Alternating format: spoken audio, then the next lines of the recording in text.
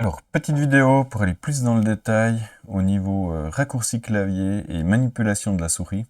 Donc cette vidéo, comme déjà dit, s'adresse plutôt aux novices, vraiment aux nouveaux utilisateurs. Alors, but de ma chaîne, moi j'essaye plutôt de vous amener directement vers des projets applicatifs.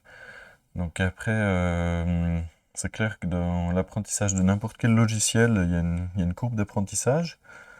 Euh, donc, comme on a dit la dernière fois, il faut commencer par des pièces individuelles sans dépendance, ensuite prendre en main des petits projets avec quelques pièces achetées, puis après on va vers des projets plus complexes avec des sous-assemblages, des dépendances entre les pièces, etc.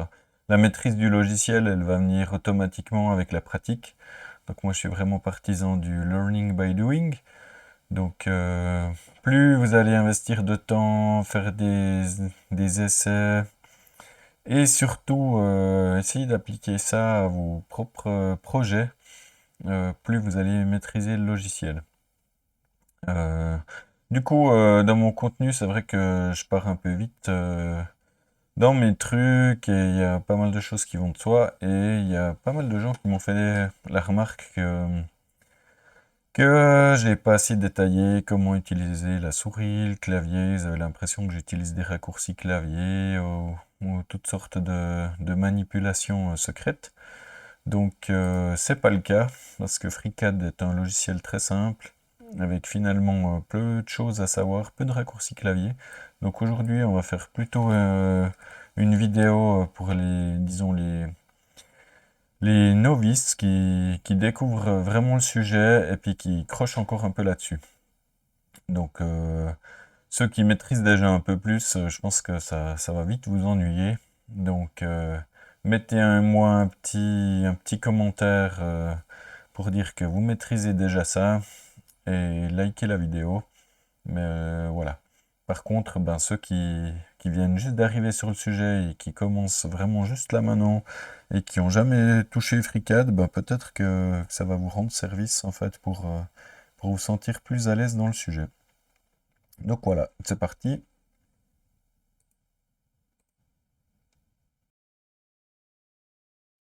Alors, petite vidéo pour aller plus dans le détail au niveau raccourci clavier et manipulation de la souris.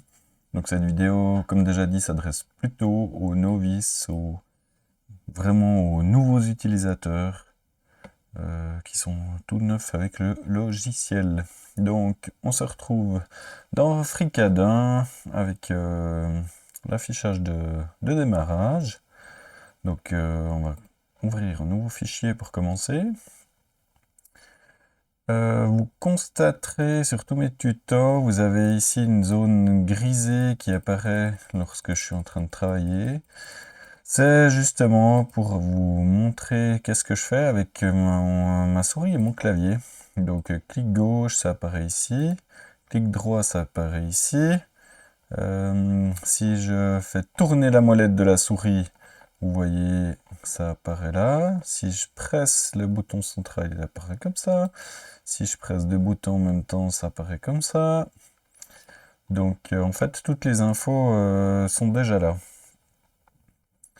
Euh, Après, faut juste que je vous explique les choses, sinon c'est vrai que c'est pas forcément clair. Pareil au niveau du clavier, si je presse espace, on voit que ça apparaît. Shift, ça apparaît comme ça à côté de la souris. Contrôle, c'est comme ça. Donc on verra après pour les sélections. Donc voilà, c'est juste les petites aides qu'il y a dans les vidéos. Maintenant, au niveau des manipulations et des préférences à choisir. Donc moi, je travaille avec la configuration standard qui est dénommée CAD par FreeCAD. Donc si vous voulez en savoir plus, moi je vous invite encore une fois à aller voir la documentation. Donc FreeCAD c'est très bien fait, vous allez dans Help, User Documentation, et ça vous amène directement sur l'aide de le wiki de FreeCAD. Donc là, vous trouver une masse phénoménale d'informations. Donc vraiment, je vous invite à les regarder. Des fois, c'est un peu le bazar, mais c'est mis à jour en continu, c'est normal. FreeCAD est un logiciel en développement continu, donc c'est toujours en train d'évoluer. Il y a toujours de nouvelles choses qui arrivent en fonction des nouvelles fonctionnalités. Puis après, parfois, faut faire attention. Il y a aussi des infos périmées qui étaient en lien avec des choses, des versions passées du logiciel. Mais de manière générale, c'est toujours d'une très grande aide. Donc, concernant ce sujet d'interface, vous voyez, ça qu'on trouve directement des infos là. Donc, on va aller ici sur cet article Mouse Navigation. Donc là, vous avez le détail de comment se passent les opérations avec la souris en fonction du mode de navigation que vous choisissez. Donc si vous étiez habitué à Blender auparavant, vous pouvez sélectionner le mode Blender et comme ça vous pouvez garder en fait vos réflexes que vous avez acquis au sein de Blender. Le mode classique dans FreeCAD, c'est le mode CAD navigation. Donc on clique sur le bouton gauche pour sélectionner. On presse sur le bouton central pour décaler à droite, à gauche. Pour zoomer, on fait tourner la molette en avant, en arrière. Et pour faire tourner la pièce un peu dans tous les sens, ce que moi j'aime un petit peu trop faire apparemment, vous pressez en même temps sur le bouton central et un des deux boutons. Donc voilà, donc au niveau de la souris, c'est les seules choses qu'il faut savoir. Après, il y a d'autres modes, Gesture, Maya Gesture, Open Cascade. Donc en fait, ça dépend en fait de Tinkercad, si vous étiez habitué à Tinkercad. Et il y a même un mode pour travailler avec le touchpad, alors ça, j'ai jamais essayé. Ça me paraît quand même assez laborieux en fait d'utiliser FreeCAD juste avec le touchpad, mais apparemment certaines personnes le font en disant qu'il y a une possibilité pour le faire. Donc ça, après, c'est libre à vous. Moi, je travaille avec le mode standard CAD navigation. Donc c'est ce que je vais vous montrer dans cette vidéo. Et puis vous pouvez sélectionner un autre mode. Donc pour sélectionner ce mode, c'est simplement ici en bas, il y a un petit réglage là. Donc vous pouvez choisir Blender, Gesture, CAD. Donc moi je reste sur CAD. Donc maintenant pour faire quelques manipulations très simples, je vous suggère encore une fois de prendre l'atelier par design.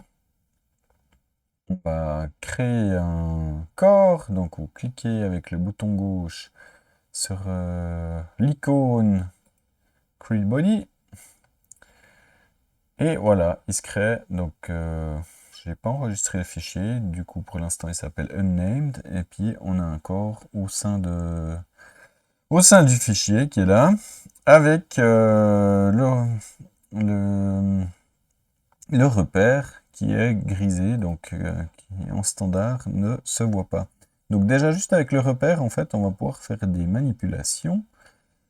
Vous avez également toujours le cube d'orientation ici pour vous aider.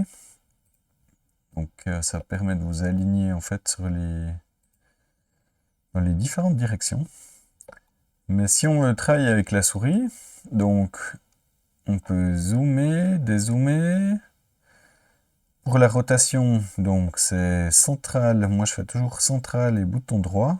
Et puis après, là, vous voyez, on peut tourner petit peu gentiment autour de notre repère.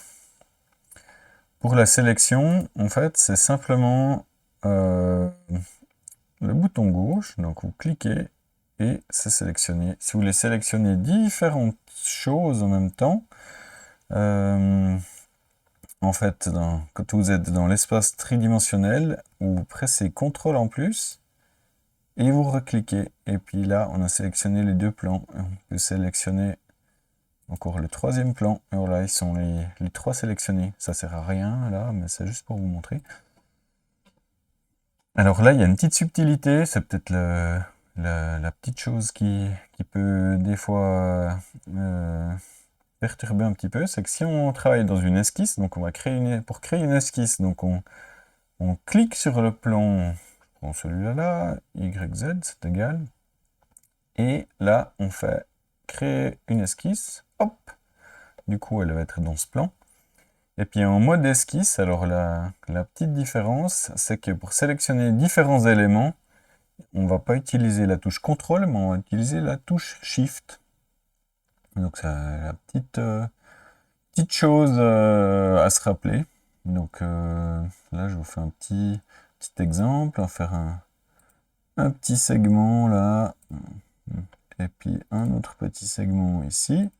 Du coup, si je veux sélectionner ces deux points pour qu'ils soient coïncidents, je clique sur le premier, je presse Shift, je clique sur le deuxième, et puis après, on applique la contrainte de coïncidence. Voilà. Et du coup, ils sont liés. Donc ça, c'est le principe général dans l'atelier Sketcher.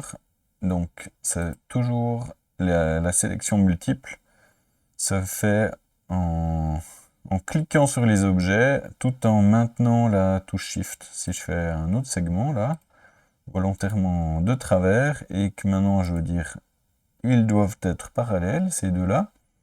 Donc je clique sur le premier, Shift, le deuxième, contrainte de parallélisme. Voilà.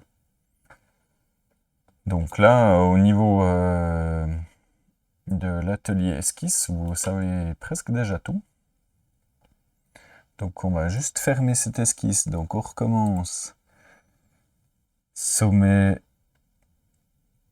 donc extrémité du segment, de l'autre segment, en pressant Shift, coïncidence, et puis après on fait encore un autre segment qui va... Donc si vous le positionnez directement, juste il y a une assistance de contrainte automatique dès le départ qui vous crée la contrainte appropriée. Voilà, du coup là on a une esquisse fermée. Ferme ça. Voilà, on retrouve notre esquisse qui est bien dans le plan YZ. Donc pardon, là j'ai fait un peu de rotation.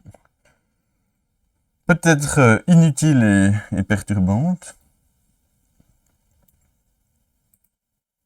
Et maintenant, une fois qu'on est dans l'espace 3D, pour sélectionner plusieurs éléments, on va plus utiliser la touche Shift du clavier, mais on va utiliser CTRL. Voilà, on a sélectionné deux segments. Donc voilà. Sinon, autre raccourci aide que j'utilise, donc au niveau des raccourcis clavier, en fait, moi j'utilise au niveau de FreeCAD, il y a très peu de raccourcis clavier.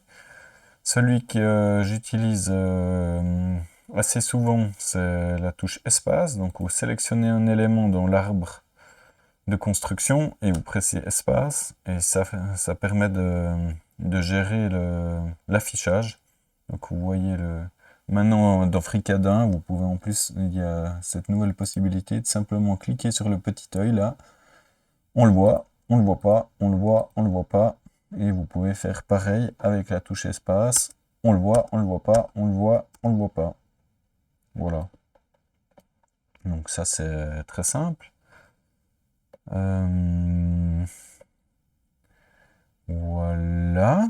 Autrement, donc on a vu au niveau de manipulation souris, rotation, zoom, sélection.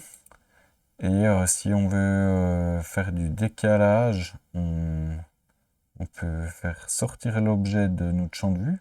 Donc ça, quand on est débutant, c'est vrai que ça arrive. D'un coup, on est perdu, on ne voit plus rien. Du coup, là, il y a un petit raccourci clavier qui est bien utile. C'est VF.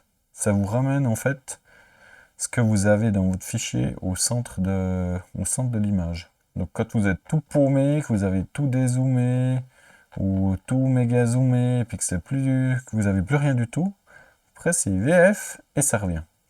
Vous n'êtes pas obligé de presser VF. Vous retrouvez ça en fait, cette fonction fit all juste là. Donc si on va tous paumer là, ça revient exactement au même. Voilà, comme ça on se retrouve. Donc petite chose bien pratique. Après, donc au niveau de la sélection en 3D, qu'est-ce qu'on peut faire comme exemple? Donc là, on pourrait extruder ça, cette esquisse, ça nous crée notre volume. Mais on va pas faire ça. On va changer d'atelier une fois, on va prendre l'atelier part. Et là, on va sélectionner deux arêtes. Donc là, arête 1, arête 2. Avec la touche CTRL, les deux sont sélectionnés. Et on va faire une extrusion le long de l'axe X. Car mon esquisse est sur le plan YZ. Donc on va faire une petite extrusion verticale. Alors, non.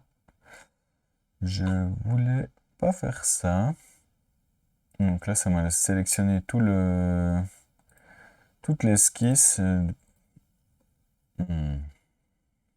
On supprime ça. Donc là, s'il y a quelque chose qu'on ne veut pas, on clique simplement dans l'arbre de construction. On presse sur la touche Delete. Ça permet de le supprimer.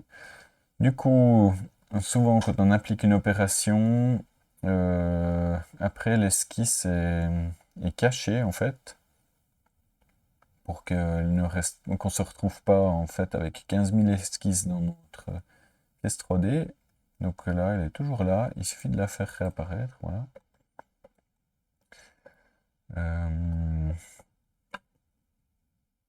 Donc voilà. Moi, je voulais vous montrer la sélection multiple dans l'espace 3D. Donc, on est dans l'atelier Part.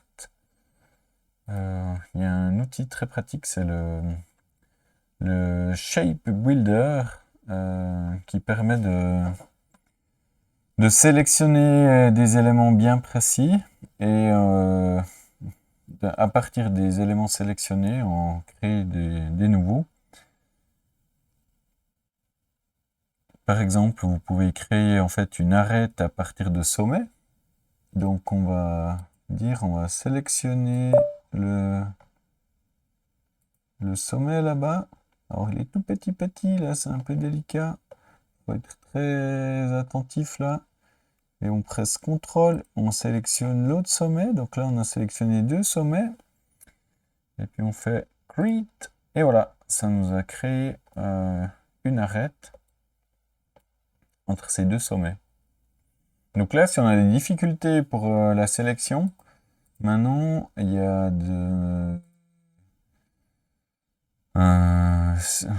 une petite nouveauté dans FreeCAD 1, maintenant, c'est qu'on peut en fait sélectionner ce mode ici qui permet de dire, bah là, j'aimerais sélectionner que les sommets. Donc on va pas pouvoir sélectionner autre chose que des sommets. Parce qu'avant, des fois, on savait pas si on avait sélectionné l'arête ou le sommet. C'était un petit peu compliqué. Donc ils ont fait ça, c'est bien pratique. Là en classe, si on peut sélectionner que des arêtes, que des segments, on peut sélectionner que des segments, pas le sommet. On peut sélectionner les faces ou le mode normal à l'ancienne. Donc là, on choisit qu'est-ce qu'on veut sélectionner. Donc voilà, là je suis en train de faire une rotation de mon modèle. Donc si on reste avec cet outil, maintenant on peut très bien créer une face entre ces trois arêtes. Donc comment ça se passe? Donc on reprend notre outil. Du coup on va faire une face à partir de ces trois arêtes. Face planaire. Donc sélectionne le premier, contrôle le deuxième, le troisième. Fait create et voilà. Donc vous voyez dans l'arbre de construction, la face est apparue. Donc, donc voilà. Et nos 3 éléments. Donc là, c'est avec l'atelier Part. Donc on descend vraiment au plus bas niveau du logiciel où on a accès vraiment dans le détail à chaque élément. C'est peut-être pas forcément quelque chose qui vous intéresse lorsque vous êtes débutant. Mais c'était pour vous montrer un exemple de sélection. Donc voilà. Du coup, si on retourne avec plus classiquement avec l'atelier Part Design, qu'on fait une extrusion, moi, les autres raccourcis clavier que j'utilise de temps à autre, c'est pour les modes d'affichage, notamment le mode filaire lorsqu'on va les sélectionner. Là, le sommet de l'autre côté du cube, là, comme ça, on n'a pas besoin de le retourner pour aller le prendre. En fait, moi je passe en mode filaire et hop, je peux sélectionner mon sommet là-bas et ce sommet ici. Et admettons, on pourrait créer un segment, une arête entre ces deux sommets. Voilà un petit peu, je crois, tout ce que je voulais vous expliquer. Redites-moi s'il y a encore des choses qui sont peu claires pour vous. Du coup, pour les modes d'affichage encore, alors c'est V3 pour le mode filaire, V7 pour le mode classique, V6 c'est le mode en fait juste ombré, je crois que ça s'appelle. Donc il n'y a pas les arêtes en fait, vous avez que les faces et les ombres. Et après, il y a des modes que j'utilise jamais. Donc le mode où c'est que les sommets avec que les points. Le mode 1, je sais plus ce que c'est. Le mode normal, c'est comme V7. V5, je crois qu'on n'a pas les ombres. Et V4, c'est un mode bizarroïde que j'ai jamais utilisé. Donc voilà, j'espère que c'est un peu plus clair pour vous. J'arrête de tourner la pièce, hein. Je sais que ça vous perturbe un petit peu, mais moi j'aime bien réfléchir en manipulant mes pièces un peu dans tous les sens. Donc voilà, c'est mon petit talk, on va dire ça comme ça. Euh, Sinon, au niveau des sélections, on peut aussi avoir en fait des sélections multiples en fait au sein de l'arbre de construction. Si on crée un autre corps, admettons, avec... alors, je me suis trompé parce que j'ai pas sélectionné de plan pour mon esquisse. Donc là, si je fais un pauvre barreau, voilà. Donc on se retrouve avec deux corps différents. Donc si vous voulez les manipuler, le principe de sélection, c'est la même chose. Vous pouvez les sélectionner les deux en même temps. Donc CTRL, clic, CTRL. Et puis voilà. Après, du coup, vous pouvez appliquer une opération qui concerne ces deux corps, par exemple une opération booléenne. Ben voilà, on pourrait faire ça. Donc si je veux fusionner ces deux éléments, alors comment ça se passe? Bouton, alors on va déjà positionner ce deuxième corps, alors je fais bouton droit sur celui-ci, transforme, ça je peux le déplacer un peu de manière simple et basique, voilà, avec l'outil de transformation. Ça c'est un truc que j'utilise beaucoup, hein, donc c'est très pratique pour déjà prépositionner en fait vos, vos, vos éléments. Donc bouton droit, transforme. Et on passe pour faire une fusion, opération booléenne, on passe à l'atelier part. Donc là, on sélectionne le premier corps, contrôle le deuxième corps, et on fait ici fusion voilà, et puis on se retrouve avec un corps qui s'appelle fusion, qui est la fusion des deux corps d'avant. Donc on les retrouve cachés là-bas dedans, qu'on peut à nouveau déplacer comme on veut. Donc voilà.